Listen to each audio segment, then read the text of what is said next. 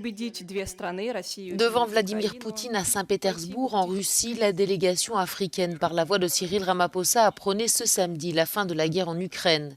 Si certains pays africains refusent de condamner la Russie pour son agression, ils reconnaissent aussi que l'Afrique est durement touchée par les conséquences de l'offensive russe sur le commerce mondial.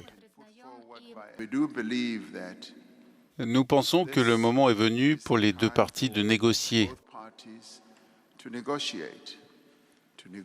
Négocier la fin de cette guerre qui a engendré beaucoup d'instabilité et causé de nombreux dommages à plusieurs pays dans le monde.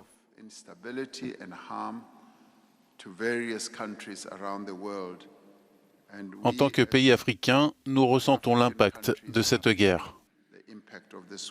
Les propositions de paix africaines se résument en 10 points, parmi lesquels notamment une désescalade des deux côtés. Un plan très difficile à mettre en œuvre selon le Kremlin. Vladimir Poutine aurait cependant manifesté son intérêt pour l'examiner, assurant respecter le positionnement africain. Je tiens à souligner que la Russie traite avec beaucoup de respect la position de principe des États africains en faveur du maintien de la stabilité et de la sécurité mondiale et régionale, du règlement pacifique des conflits et de la formation d'un modèle plus juste de relations internationales.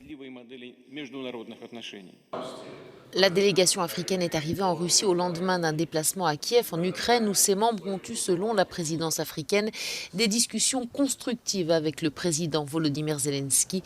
Ce dernier a toutefois opposé une fin de non-recevoir à leurs propositions.